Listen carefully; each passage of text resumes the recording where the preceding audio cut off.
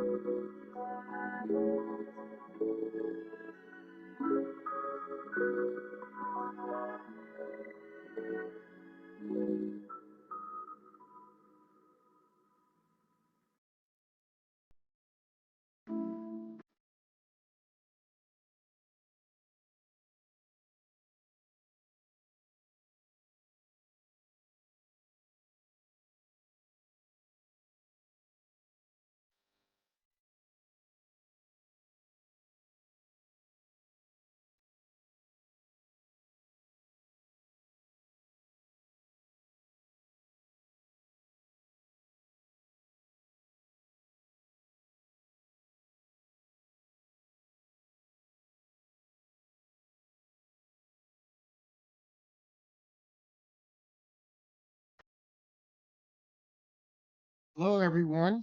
Happy December, and welcome to the ACLU of Pennsylvania's all-member webinar. This webinar is titled Election Reflection and a Path Forward. My name is Mike Lee, and I'm fortunate to lead our work here at the ACLU of Pennsylvania as the Executive Director.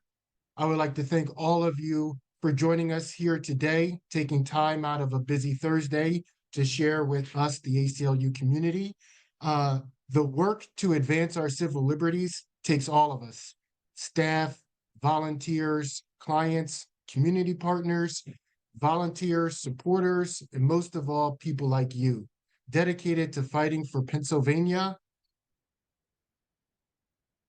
and making sure that Pennsylvania is fighting for us. And it's a better, safer, more equitable place for us to live. We appreciate all that you do for the ACLU community and to help us advance this important work. If you attended one of these webinars before, it's great to virtually see you again. And if you're a first timer here, welcome. So glad you could make it. And it's nice to virtually meet you. My colleague Jackie is about to drop a poll in the chat to let us know if you have been here before and for how long. For those of you learning about the American Civil Liberties Union for the first time, I'll just give a quick overview. ACLU is a national nonpartisan organization founded over 100 years ago. We do not endorse candidates for office, but we certainly do hold elected officials and government actors accountable. Here in Pennsylvania, we have a staff of roughly 40 people spread out across 3 offices: Philadelphia, Harrisburg, and Pittsburgh. And across the state, we have over 30,000 active ACLU members and growing. Guiding us through our work since 2020 through 2024 has been a strategic plan that was collected and compiled by our board, our staff, and key stakeholders to guide our vision and goal setting for the last 3.5 years. We devote 70 to 80% of our efforts on our top priorities: voting rights, decarceration, and police accountability. We reserve the remaining 20 to 30% of our time for a broad array of civil liberty threats and emerging issues, like what's been happening to our LGBTQ plus community and our immigrant communities of recently. Since we're coming upon a change of the calendar and our annual report is going to hit the presses soon, or hit the presses, and it'll hit your mailbox soon, I wanted to give a very brief recap of what you might find in more detail in our annual report to make sure we celebrate some of our wins. And this is for our calendar year, which is from April through March. In legislative affairs, we tracked over 1,000 bills, 1,022 to be exact, and we wrote 97 legislative bill position memos that we hope to motivate legislators to vote along pro-ACLU values. We participated in 8 Capitol lobby days in Harrisburg and provided expert testimony at 4 legislative hearings. As part of our broader volunteer and community engagement work, we were involved in 31 different coalitions, and we led or co-led 12 of them. Our legal team somehow managed to handle 47 legal cases, 27 of which were in Pennsylvania State Court.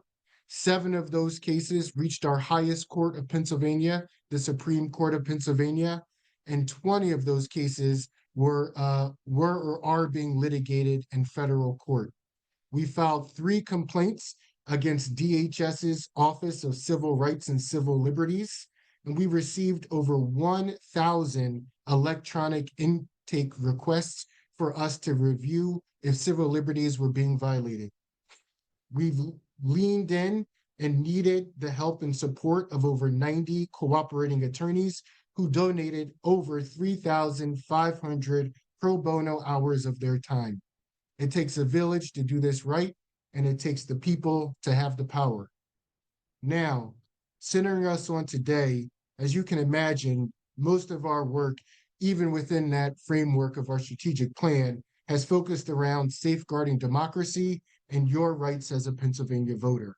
Before we get too far into our discussion, I just want to give a shout out, super big shout outs to our integrated advocacy voting rights team for all the work and accomplishments we've done over the last year.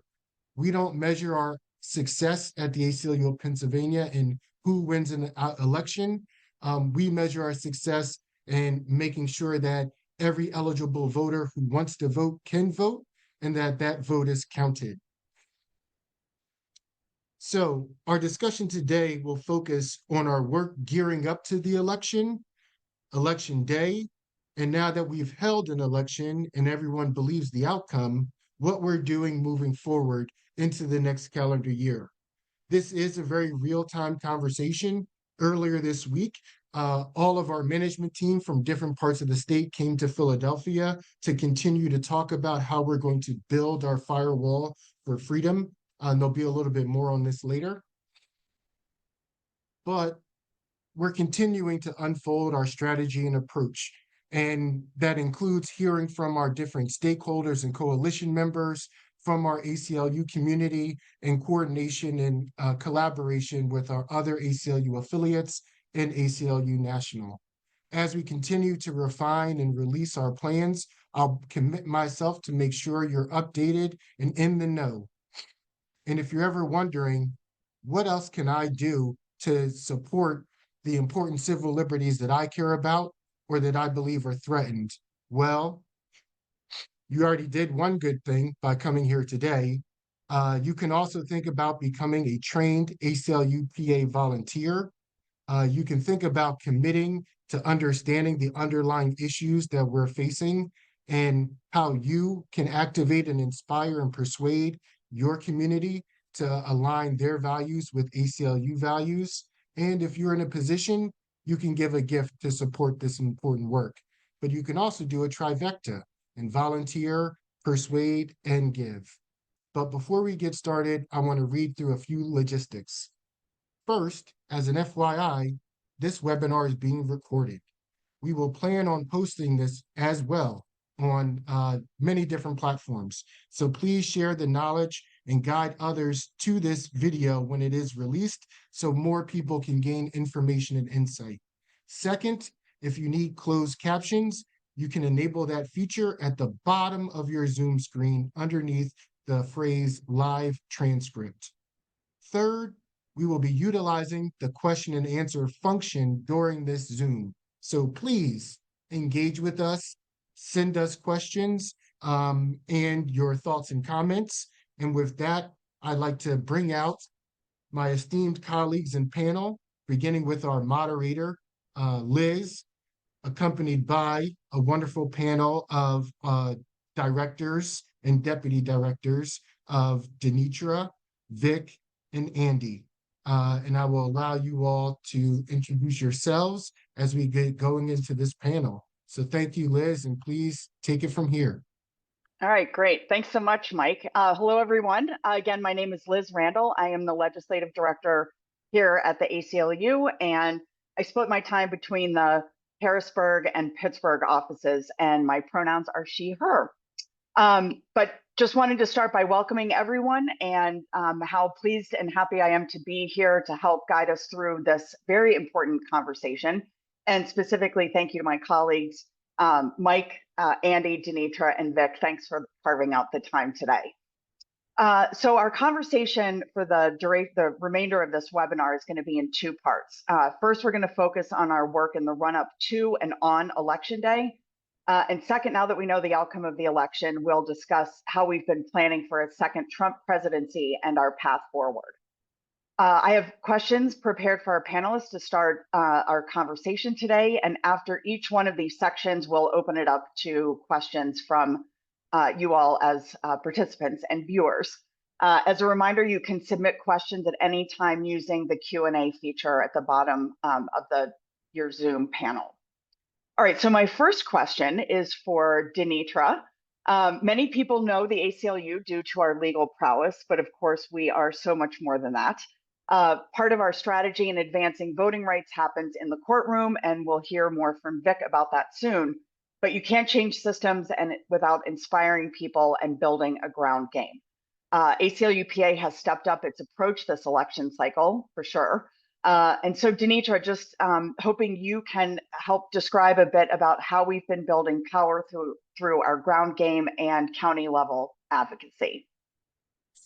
Thank you for that, Liz. And again, I am Danitra Sherman, she, her pronouns, and I'm based in the Philadelphia office. So I would definitely say that in order for us to really be truly effective in the work that, we are doing here at the ACLU, especially when we talk about voting, it definitely takes a collective effort across all departments. And I know Mike mentioned the integrated advocacy, and I definitely have to double down on that. And yes, while we have our awesome legal team that does amazing work and ready to jump into action, we just wanted to make sure that we were doing our part to let people know that we at the ACLU are a voice and a trusted resource when we talk about voting rights and know your rights information as it relates to voting. And so for us, we really wanted to be intentional about getting on their ground to educate and engage community members and voters on the various issues that, come up when we think about election time. And so starting with the county level advocacy work, we spent a lot of time, we had a lot of planning meetings to develop what we call the Let People Vote campaign. And it was to make sure that all eligible voters across the state of Pennsylvania who decided to cast a ballot, whether it was at the polls or by mail, but actually were able to have their ballot and their vote be counted.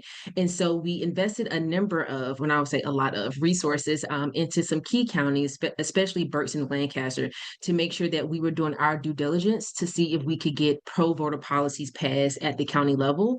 And so we were looking to, go to all of the county commissioner meetings to make sure that we stayed abreast of any changes that may have happened when we talked about election administration, but then also to move the Board of Elections as well as the county commissioners, because in Berks and Lancaster, they both are the same people, to get policies in place that allow for folks whose ballots were rejected because of errors to actually be notified, to allow organizations, whether it's us or any of our other partners, and even political parties, to be able to get a list of that information to reach out to folks. And then also to make sure that there were drop boxes that were accessible to people in these areas. Because looking over the past elections, especially Berks and Lancaster, there were hundreds and hundreds of folks who had their ballots rejected. And while, 2023 was a small election, we knew that there would be a lot on the line this year because of the presidential election, and there tends to be a higher voter turnout. And so in Berks and Lancaster, like I mentioned, we had these petitions going. In Berks specifically, we delivered over 225 petitions to the Board of Elections. In Lancaster, we delivered almost 300 signatures. And I will say, even post-election, we have had people sign our petition online. And then in addition to that, we engaged in a number of outreach opportunities, panel discussions, house parties, just to make sure that people were aware of what was happening at the county level. and also have to name that we would not have been effective in doing that if it wasn't with the help of our partners such as CASA, the NAACP, League of Women Voters, Make the Road. And then in addition to our county level advocacy, and I know I'm saying a mouthful, y'all, we definitely did a lot of work this election season. We also did our due diligence to make sure that we were engaging voters just in a general sense around their rights when it came to voting by mail, voting at the polls, language access. If folks were voting and like they have a criminal conviction, we just really wanted to embed ourselves in the community, and definitely wanted to be intentional about engaging lower propensity voters as well as voters of color. And so a lot of our outreach work, which we'll get into some of this later from the digital aspect, so I won't get into the nitty gritty on the statewide piece, but definitely focus a lot of attention to Berks, Lancaster, Philadelphia, Dauphin, and Allegheny counties with the help of our amazing voter ambassadors. But we were able to reach out to so many voters across these counties. We did text banking, we did lit drops, we submitted information and like did lit drop placement at businesses. And so with that, we needed a whole bunch of volunteers as well. And so we were actually able to fill over 90 volunteer shifts just for the voter outreach education and know your rights piece alone. We were able to reach almost 300,000 voters via our text banking program, which is completely amazing. We were able to reach out to and connect with over 120,000 households via our mail program, which also equated to being able to reach out to over 160,000 voters to get them Know Your Rights information. We were able to do lit drops with Know Your Rights info to over 13,000 doors across our key counties, and then also had our posters and or Know Your Rights material in almost 100 different businesses and organizations across those main counties, whether those were churches, community centers, colleges, and businesses and things of that nature. And so for us, when we talk about building power, we want to make sure that we are getting information to people. We are able to pull people into our network to really just get them engaged with the work that we're doing. Excellent. Great. Thanks, Danitra. So now that you all sort of have a sense of how we were working on this, our election work in terms of advocacy and organizing approaches, I wanted to turn now to Vic to talk about our litigation strategy. So Vic, if you could sort of run through for us how the legal team prepared for the 2024 election and any insight or like strategies that might have differed from our strategy going into the 2020 election. Great. Thanks, Liz. Hello, everybody. Hope you can hear me. So I'm going to break down our legal work into two categories. So what we call election protection and then major litigation. So election protection is something that we've been doing since 2008. It's a platform run by our friends at the Lawyers Committee for Civil Rights. It's the 1-866 Our Vote nonpartisan hotline to help anybody who's having problems. Since 2008, the ACLU has managed and operated and recruited for what we call the command center. So any kind of problem that the people in the calling center can't answer, anything that's a little bit more complicated, and certainly anything that might require litigation comes to us, and we figure out how to do that. Prior to 2020, this was really a one-day effort. It was on election day, but since 2020, this has expanded into pretty much all of October and then going into November. And it's in October because in 2020, we had the advent of no excuse mail voting. So it went from about 250,000 people voting absentee to over 2 million people voting absentee. And there's all sorts of problems with mail voting, and I'll come back to that in a minute. And post-election, because one of the candidates had made it pretty clear in the past that they weren't going to respect the results of the election, and there was lots of litigation and lots of chaos. So we had to prepare for that and literally had hundreds of people, lawyers, people out in the field to monitor, investigate problems that were going on. In the past, I was confident in saying that we helped hundreds of voters be able to cast a ballot and have that ballot counted. Our election protection efforts this year, I can confidently say that that number is in the thousands. So before the election, we quietly advocated with our friends at Disability Rights Pennsylvania, with the Department of State, to make it easier for people with mobility disabilities, many of whom are elderly, be able to use what's called designated agents to help vote. That all came into effect very quietly and was tremendously effective. In Lancaster, before the election, we found out that they were not registering students from Franklin and Marshall and other universities. We made a big stink about that, and lo and behold, all of a sudden people are getting registered, and the Lancaster commissioners are threatening to sue us and Franklin and Marshall and local newspapers and just about anybody else who would listen. Still waiting. Haven't seen the papers on that yet, but I'm sure it's coming. In Luzerne County, the county manager decided, hey, I'm going to override the Board of Elections and cancel the drop boxes we sued. Drop boxes come back. And then shortly before the election, what we found is that there were about 1,000 mass challenges made in 9 counties to people who had simply filled out change of address forms. So this includes people who would be in the military, people who are on job assignments, people who have second homes, have every right to vote in Pennsylvania, but they were challenged. They also challenged about 4,000 what are called federal voters. These are U.S. citizens who live abroad, are not certain when they're going to come back, have every right to vote, at least for the federal offices. We sent detailed legal analysis to all 67 county solicitors, reached out to voters, encouraged them to get involved and push back. And lo and behold, every single one of these voters was able to have their ballot counted. So at the end of the day, what I can say is that the election ran smoothly. And to the extent there were problems, and there are problems with every election, it's an imperfect system. The problem was not fraud. It was eligible ballots, people, eligible voters submitting timely ballots and not having those ballots counted. But the number of disqualified ballots, the rate of disqualification was way, way down, which I think is a real plus. Very quickly, the other aspect of the legal program is really what we call major litigation, and shout out to our friends at Public Interest Law Center. Fantastic colleagues that we work closely with, again, as we did in 2020 and before.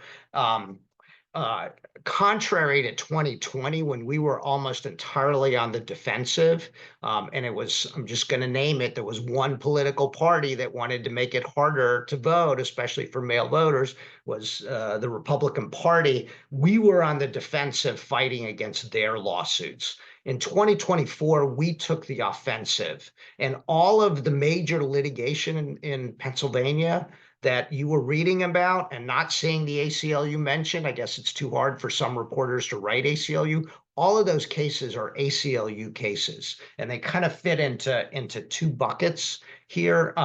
So, one is they all relate to mail ballots, and mail balloting should not be this complicated. But in 2022, 22,000 mail ballots were disqualified.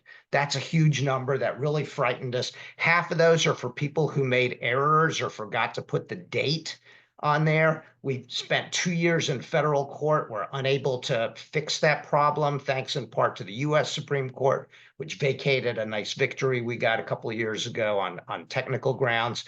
The summer, we tried with the Pennsylvania courts. We have filed 3 lawsuits and have still not been able to get the Pennsylvania Supreme Court to make a decision on that. The latest case, Baxter versus Philadelphia, is pending. Hopefully they will make a decision, but I'm just going to throw it out. It is completely irresponsible what that court has done in refusing to decide a very important constitutional issue that results in the disenfranchisement of thousands of people. The other bucket of cases really is what's called notice and cure. So if you don't know that you made a mistake on your mail ballot, you're not going to fix it. And then if you do know, you got to have a way to fix it. We filed 2 lawsuits, one on the front end, arguing Center for Coalfield Justice against Washington, saying that you have to have the opportunity to know that your ballot's going to be disqualified. And the second case Genser versus Butler County, which went all the way to the U.S. Supreme Court, involves the right to fix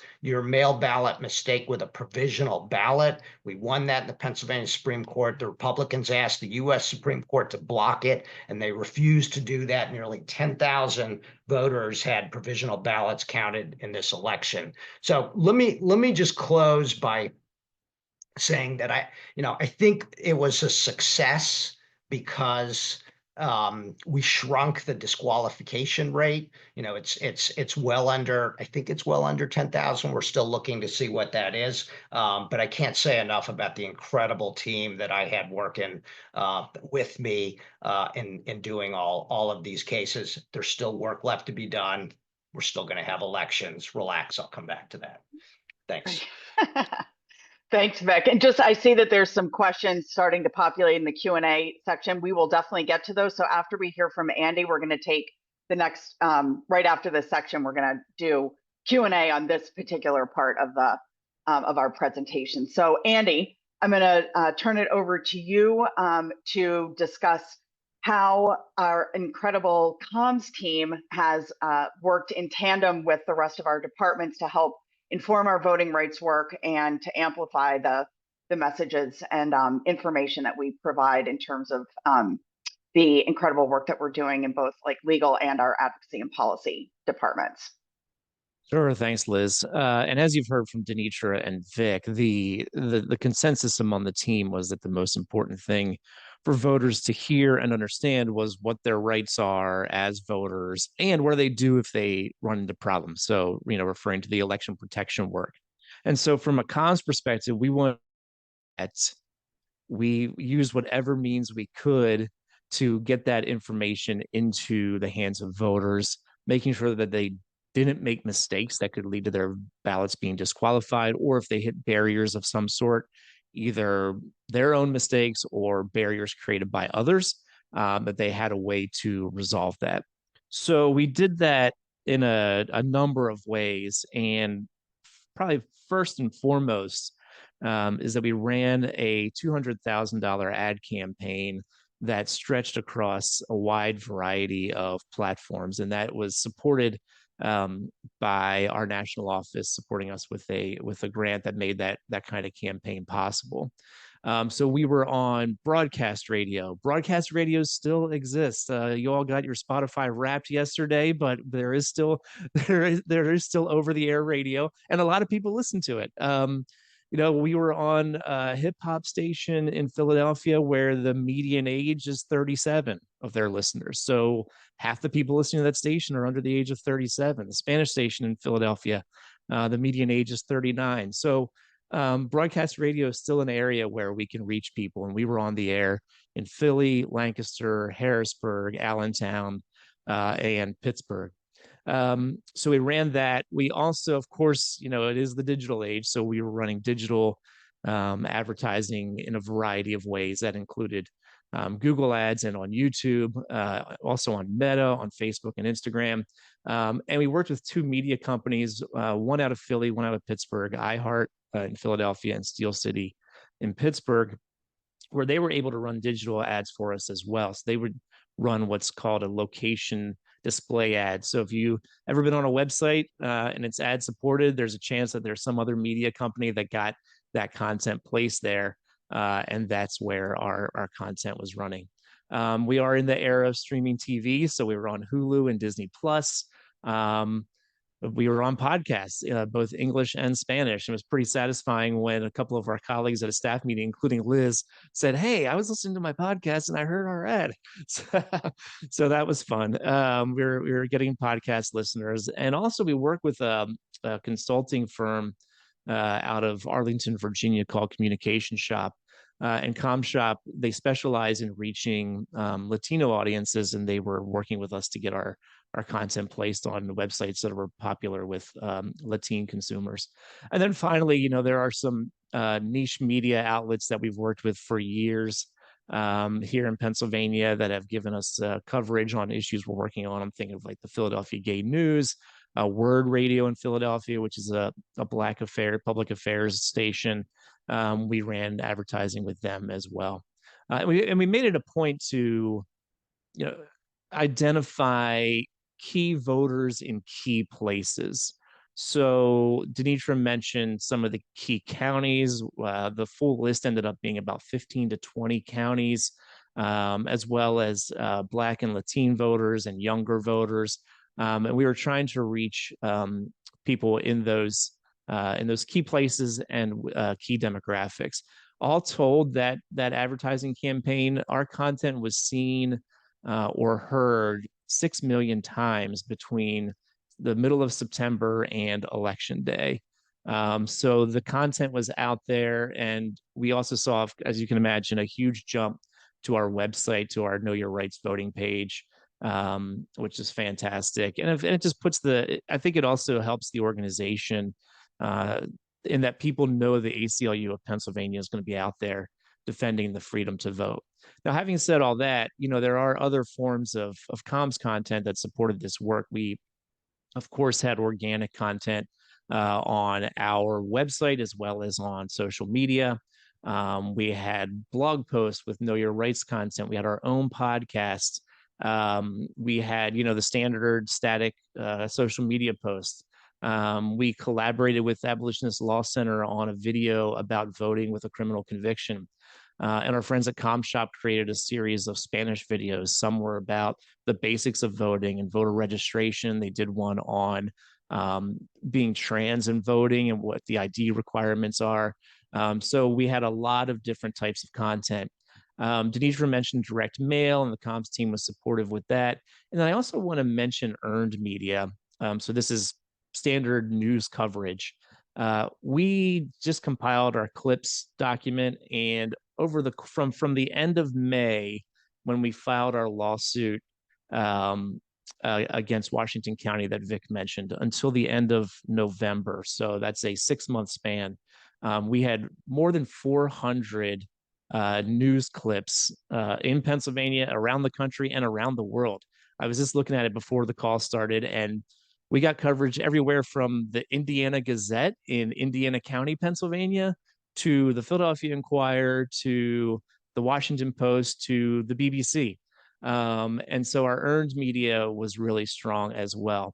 The bulk of that was coverage of our legal work, but some of it was also voter outreach and basic information for voters. Danitra and Vic both participated in some of those interviews, as well as some of our other colleagues. So I felt like, as Vic said, it was a success. I think we achieved what we wanted to achieve in terms of voter outreach. In comms, there's always more we could do, with more money, more human capacity, finding other ways to get the message out. I mean, I know there are some things we left on the table, but all in all, I think we achieved what we hoped to achieve. Excellent. All right, great. Thanks so much for that. We have a lot of really great questions that have been submitted by our viewers here today, our members and participants. So I'm just going to take a couple of these. First, there's a big, broad question, and some of these might be a little bit out of order, but which I think is a really great question, which wasn't specifically covered, but how do misinformation and disinformation fit into how we do our work? Has there been any particular, work, whether that's Vic, if you want to try, or even Andy, in terms of talking about how we address misinformation and disinformation? Well, I can start. I think that the reacting to misinformation can be problematic in a couple ways. For one thing, you're lifting it back up, so we try to avoid that. But what we did, and I'm using we a bit universally here. Danitra mentioned some of our allies. We're involved with a coalition called Pennsylvania Voters Decide. A number of groups involved in that. Too many to name, so I'm not going to start the list. But we were all hooking into the idea of pre-bunking, which is the idea that you get ahead of the misinformation and make sure voters have info they need in order to so that misinformation doesn't land and isn't effective once it gets to people, that you have trusted messengers giving voters the information, and therefore, they're ready for the misinformation. Perfect. I think we can keep that there. I wanted to, maybe I can answer this one pretty quickly. There's a question about, is the ACLU in favor of or opposed to early in-person voting in Pennsylvania? Would this type of voting reduce some barriers to voting, or would it increase barriers? We definitely support early in-person voting, but part of one of the things that was at issue when the Pennsylvania legislature and former Governor Wolf signed into law a lot of the election-related changes, primarily the mail-in voting, is sort of a way to vote early because you no longer have to have the requirements for absentee voting. But we absolutely have been working with a broad coalition of organizations to support opportunities for early in-person voting. So yes, yes, we support it, and yes, it would reduce barriers.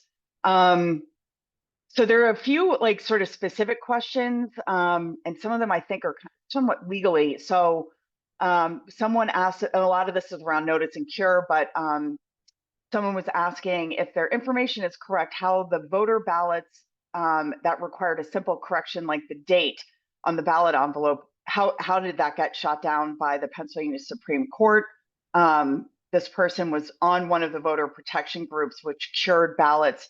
Their understanding is if these ballots were counted, Bob Casey would still be senator. I'm not sure we're in a position to answer that part of the question, but anything, Vic, that you want to offer in response to that question? Yeah, very quickly. I think I can answer the second one, and I mean it's pretty clear. We knew long before Casey conceded that there were not enough votes in there, even if they swung. I mean, they would have had to swung way further than they ever have for him to have won, and that's just not what we were seeing in the data there. In terms of why the Pennsylvania Supreme Court didn't decide, they really, the only case they decided was provisional ballots. You have a right to vote provisional ballots.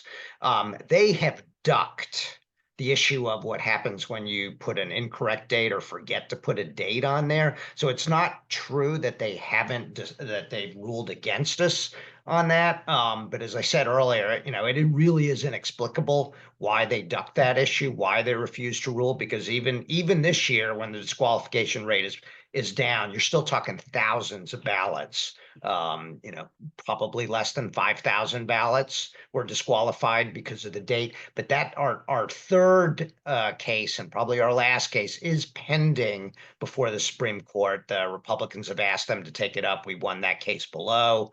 So I'm still cautiously optimistic that they're going to decide that. And then the last case, the one on notice, which was against Washington County, we won that in the Commonwealth Court. It applied to Washington County, and again, the Supreme Court sat on it. So for the other counties that were not giving notice, and I think there was about 20 or 25 of those, they were not forced to follow that. But again, that case is pending in the Pennsylvania Supreme Court. We expect we'll get a decision sometime in the new year. So I still have hope that we can win those other cases and promote ease of access to the ballot here in Pennsylvania. Excellent. And maybe was there somebody else? Okay. Maybe as a quick follow-up, what approach have we been taking to address at the county level decisions to not allow or to ensure that mail ballots can be cured at the county level? So this member had said, I called many of these voters in all the counties that do not allow curing, and it was in at least 25 counties. So yeah, I think those numbers actually sound right. So kudos to the to the questioner. So I mean, unfortunately, the Pennsylvania Supreme Court in 2020 said that there's no such thing as you can't force counties to do notice and cure. It's optional. So about I think 40 or more of the counties, including Allegheny and Philadelphia, Montgomery, do the notice and cure, but there are still substantial number of counties, including some big ones, Westmoreland, York, that don't. So we had to take a creative approach. I talked about the Washington County notice case. We just brought it under a different provision, directly under the Pennsylvania Constitution. On the curing part, the only way we figured out to get around that was to say that you have a right to vote provisional ballots, because that's not a cure. That's a new That's just a new ballot, and it's a federally required fail-safe. And the Pennsylvania Supreme Court bought that. I think the only way to force counties that don't do the curing to do it is either to get something through the General Assembly, and I leave to Liz whether that's possible, and I already know the answer to that, or to put pressure on these counties and say, hey, you know, why are you making it difficult for us voters to be able to cast our ballots and have them counted? That's not the way elections should work. You look in other states like Washington, I mean, it's so easy. When you mess up, they will help you fix it. And why that's not happening in Pennsylvania is just, you know, beyond me. Yep. So I think that actually answers, there was a similar question about like what's the best path forward toward a broader adoption of notice and cure policy. So litigation in the courts, which probably isn't going to, you know, the leaving it up to the discretion of the counties is sort of what the law is, but definitely lobbying local boards, lobbying county boards of election, and like the commissioners who make those decisions at the county level for their departments of elections. A quick question too about, so somewhat one of our questioner was describing concerns and problems with being dead named. Trans member had said that they were, let's see, hold on, that they had their name legally changed a decade ago, and most texting and letter campaigns continued to use their dead name. So is there like a way, I'm not sure exactly how the information is shared and where this questioner had done that legal change and how that gets like sort of merged with, or how it updates, say, voter rolls. Does anyone I think we need more information to answer that. Yeah. Maybe if you go, like, maybe if the person who asked the question, we do have, it sounds like it's a blow off, but it's not, but like our intake form, like maybe if you wanted to, and someone can maybe drop that in the chat. It's our electronic form to submit stuff. So maybe we can assist with that to make sure that that data is updated in the voter rolls. I'm not sure how much more time we have. Sarah, I'm not actually looking at the overall time here, so I want to make sure we're keeping on track. Do we need to move on? Probably. Okay. Let's see. Is there any other? Okay. So we're going to move into our second segment here. So again, as we mentioned at the beginning, the ACLU Pennsylvania does not endorse or oppose candidates or parties, but clearly a second Trump administration represents a clear and present danger to our civil rights and civil liberties. The reality is that the impact of President-elect Trump's policies will fall disproportionately on people of color, on immigrants, LGBTQIA+ people, women, people with disabilities, and other marginalized communities. But as alarming as these threats feel, there's no organization better equipped to handle a second Trump administration than the ACLU. During the previous Trump administration, we filed, the ACLU filed 434 legal actions, including more than 250 lawsuits to stop the worst of the policies coming out of the Trump administration. We blocked the first Trump Muslim ban within hours of its enactment and challenging former President Trump's efforts to separate families at the border. We won seminal cases on the US Census, immigration, and family separation, even in front of judges appointed by Trump himself. So Vic, I'm just gonna tell our panelists here to sort of make these quick so we have some additional time to get to some questions, even if we have remainders from the last segment. But Vic, you were here during Trump's first term, as I think many of us were. And I'm sure you recall it well, or I think even the other day you said you kind of blocked it out and now it's like trauma memories. But although this is not the outcome that civil liberties advocates would have preferred, we across the ACLU have been preparing for this moment for years. So Vic, how have you been reflecting on the last Trump presidency, and what did you learn then that you're carrying forward for today? And what is top of mind for the legal team as we enter a second Trump administration? Yeah, thanks. I mean, the first thing I'll say is, look, everybody take a deep breath, right? And you know, there's some good amount of hysteria out there. Unless Josh Shapiro declares martial law, we will have an election in 2026. And I'll let you all decide what the chances are of Josh canceling elections in 2026. Look, we've been through this once, as one of my mentors is fond of saying, that very often their incompetence interferes with their malevolence. And as horrifying as, some of the appointments appear to be, these are folks who have no idea what they're doing. So they're not going to do it well, but just want to be clear that there is going to be a lot of damage. Elections have consequences. People brought this administration in. There's going to be a lot of people hurt, certainly in the communities that Liz just spoke to. But when I look back on the first Trump term, we couldn't stop all the damage, but we really slowed them down. In some cases, we're able to stop them. I'm thinking here in Pennsylvania, we had a huge problem with the state police engaging in ethnic profiling and immigration enforcement, working with ICE. We filed a lawsuit, Marquez versus state police, which we ended up settling, got a chunk of change for a bunch of our plaintiffs. But more importantly, we have now an agreement, and the state police has a policy that they can't do that. And we've already heard the Shapiro administration lean on that policy and say, state police can't work with ICE already. So we had some impact. We had some success. I think that's going to carry over. The targets Liz mentioned, everybody, pretty much knows, I think immigrants, LGBTQIA community, especially trans folks, women.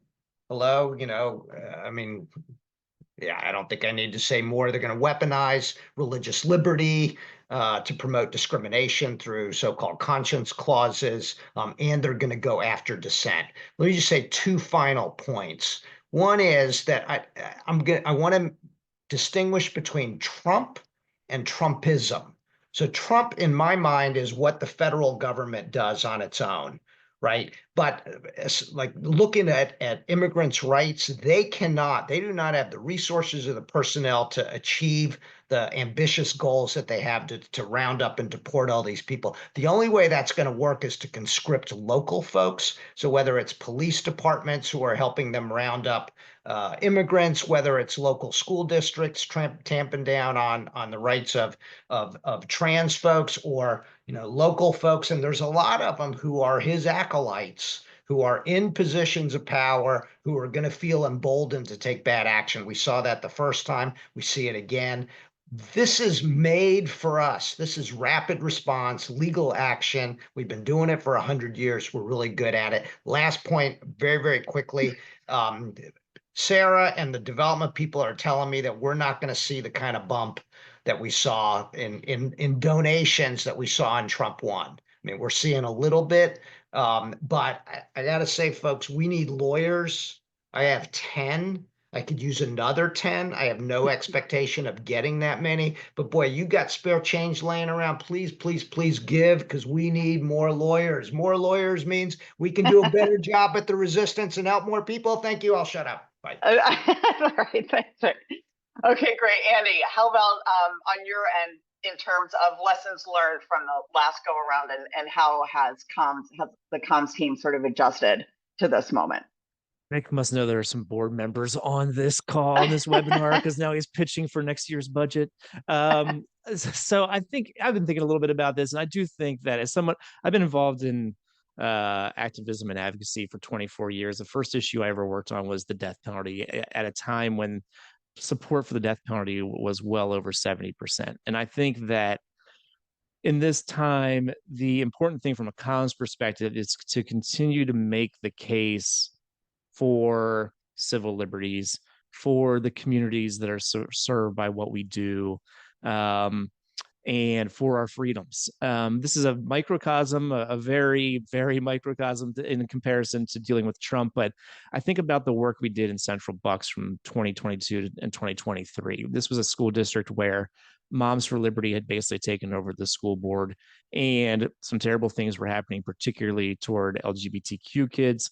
And we working with partners on the ground, who were the heroes and champions here, made it a point to keep making the case for why inclusion in schools was important. And ultimately that led to electoral changes. And I think the same thing is true here. Now, we do, it is important from a comms perspective to be mindful of the audience and who the audience is and where they are. But that doesn't mean we stand by our principles. And, you all saw the campaign, that some issues that we care about and communities we care about were fodder in this campaign. I'm thinking particularly about immigration, thinking about trans folks. There are opportunities to continue to make the case for why immigration is important to the United States, why inclusion for LGBTQ people is important. And so I think that from a comms perspective, I mean, that's a little bit 30,000 feet-ish, but I do think that is going to be really important, is just to continue to make the case for civil liberties. I will say that I am kind of mindful of like not responding to every outrage, the outrage of the day, in part because we as a team, including our volunteers, will get fatigued, and also because we want to prioritize and be proactive with the messages we push out. So yeah, we got to keep making the case for civil liberties, which we will. Great. Thanks, Andy. Danitra, the policy, advocacy and policy team has grown since the 2016 election, probably by twofold since then. So how does this better prepare us, and what is Advo Policy preparing for? And I do want to just at least flag, I know we have you sort of scheduled to mention this a little bit later in your comments, but we did have a lot of questions about how to get involved, what people can do to volunteer. So if you wanted to at least, integrate that into your comments here, that would also be great, just to make sure we answer some of those before we lose people. Thank you, Liz. Sure. So I will say, I mean, the most succinct way to put it is that, to Liz's point, we have grown, but that growth allows for us to be more strategic. It allows for us to be more effective, and allows for us to be more responsive in our advocacy and policy efforts. And in the grand scheme of all of that, it allows for us to maximize our impact and reach and the difference that we're able to make, especially for marginalized communities. And when we think about, this growth, I mean, we have diverse expertise, whether that's people's skills, their backgrounds, their professional and lived experiences and perspective. It, of course, increases our capacity. So the more people we have, the more we can do. And then one thing that Mike mentioned, I reiterated before, is like that whole integrated advocacy piece, and it allows for us to be more collaborative within the organization across our departments, where we're able to, have different sub teams or subgroups of folks that can work on various issues. And that is a key point to name, because as we go into 2025, I know Mike had mentioned that, a number of us came together earlier this week to kind of like map out, some firewall priorities. But a follow-up from that is that a number of us across like legal, advocacy, and of course comms will be meeting to really dig deep and get into the nitty-gritty of what the work is going to look like, and like our tactics and strategies on the various issues. Recognizing that immigration is going to be, top of the line, trans justice, trans equity, repo rights, understanding that this past election, we had marginalized communities that essentially were weaponized to instill fear in order for people to vote a certain way. So we know that, there's going to be a lot of work to come. And we're really just, preparing to do the hard work and the needed work. And I can say that, in that growth of the team, we have some amazing and badass colleagues that we work with who are very resilient and strong and dedicated and passionate about the work that we do, which will allow us to be, effective and have some sustained efforts. Great.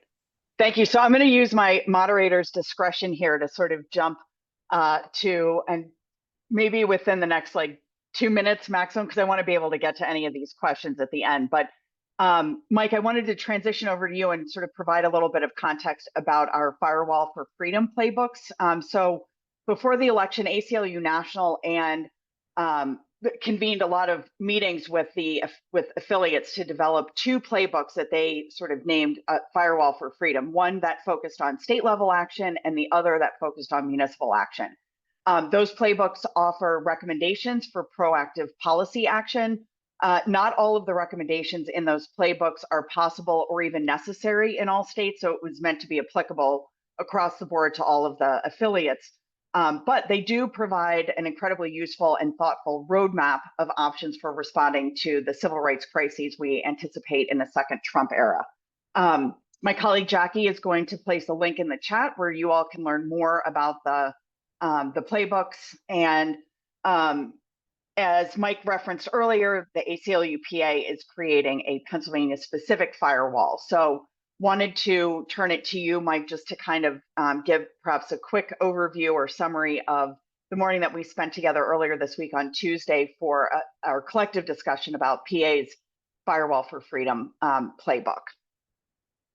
Liz, you're asking me to summarize hours of conversations in less than 2 minutes, but I'm gonna Yes. try my very best because I've been just scratching at the bit to get in this conversation. But one thing that I want to remind everyone of is mass incarceration has been around for hundreds of years. Mass deportation has been around for hundreds of years. So none of this is new, right? We put new names and labels on it, but we've been dealing with these same problems and tensions and legalized and illegal discriminations for far too many generations. But as it relates more specifically to this firewall for freedom, the first thing we need to do is reassess the landscape of Pennsylvania and the possibilities. I don't know about you, Andy, but I'm sick of Pennsylvania. It's offensive to all of the people with ACLU values in every one of the 67 counties.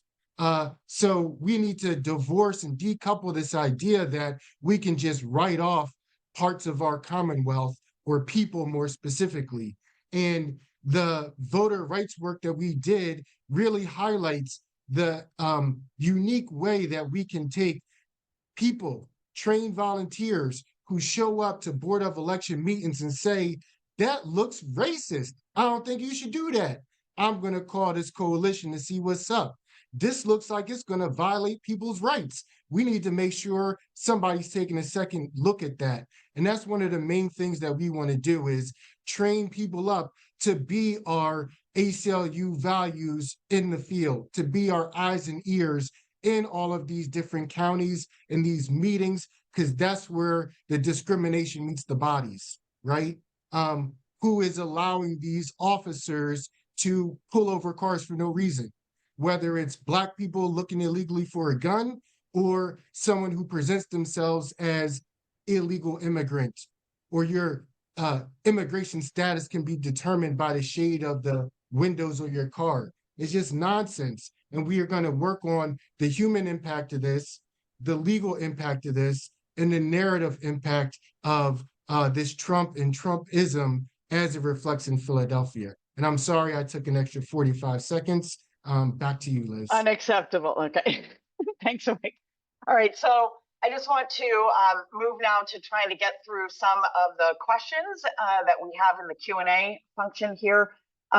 There's two sort of questions, I think, a little bit about the dissent First Amendment issues. One is, do protesters need to be much more concerned about violent policing and arrest? And the second one is, it seems to, I'm glad you mentioned dissent. It seems to me you can't work on all these individual civil rights suppressions if we can't sustain the right to dissent. How do we work on this in Pennsylvania? And of course, we work on it at the national level. But so two of the dissent questions.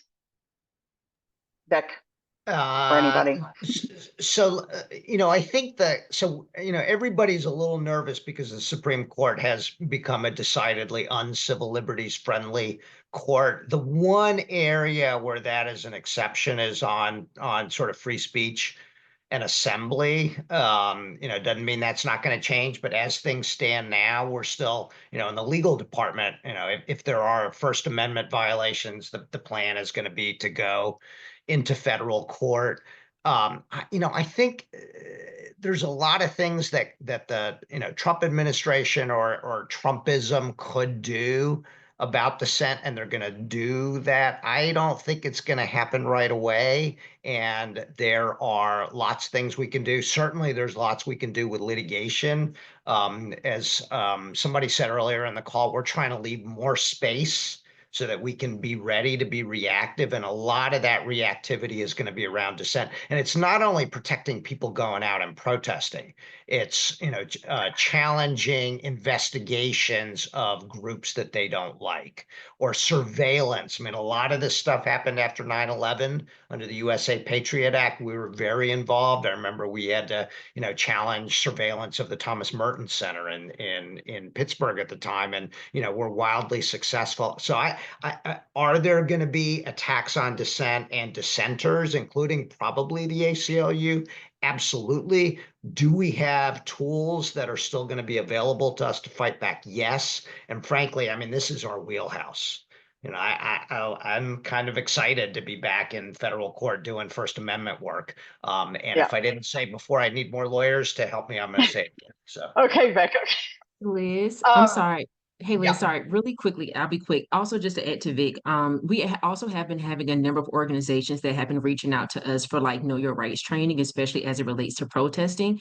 And so we did have an internal conversation. And while we may not be able and won't be doing all the trainings, we will be working to develop material for different organizations and provide train the trainer workshops so that they can go and, provide that information to their constituency groups. Fantastic. Great. Someone did ask, so I'll selfishly, what's the best way to keep informed on legislative issues at the state level? You can track the bills that we're working on and our legislative scorecard. So I'm sort of working on doing some finalizing of our scorecard for this last legislative session. So you can track some of that there, but I'm the legislative director, so we can feel free to reach out directly as well. Two other quick questions that are sort of related to state policing and immigration related, like deportations. But if someone asks, if I suspect the state police is cooperating with ICE, who should I contact?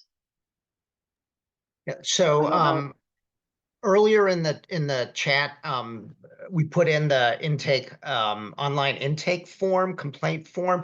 That is the best way. I mean, there was a time where it would take sometimes months to respond, and now Jamie Pauls is in charge of that, and it's running fantastically. And so people will get a response within a few days. That honestly is the best way to get information to the legal team. And certainly, and it's not just if you have state police cooperating. I mean, a huge part of the early days of the Trump administration is going to be just trying to figure out what's going on, like who's involved, who are their allies, which local police departments are all in and helping to try to, find undocumented immigrants. It's all about getting information. So if you have any of that, please convey that to us. And the best way is through that online intake form. Great. All right, perfect. And just wanted to make sure that we put into the chat before we leave today, because I'm going to wrap this up and thank everybody for their time and interest in joining, but making sure that you have our link to our donate page for those of you who want to help us staff our work a bit more robustly, and how to sign up to volunteer for internships, et cetera. So we're going to add that link as well. But I would say go to our website for lots of information, and follow us on social media, listen to our podcast that Andy expertly curates and hosts. So we have just a ton of info. All our know your rights materials are also on our website. So there's like there's a veritable buffet of information on our website. So just wanted to thank everybody for joining us. I apologize for going over a few minutes, but hopefully you feel a sense of relief that the ACLU is here and that we are prepared and ready to safeguard our most fundamental rights. So enjoy the rest of your week and happy holidays.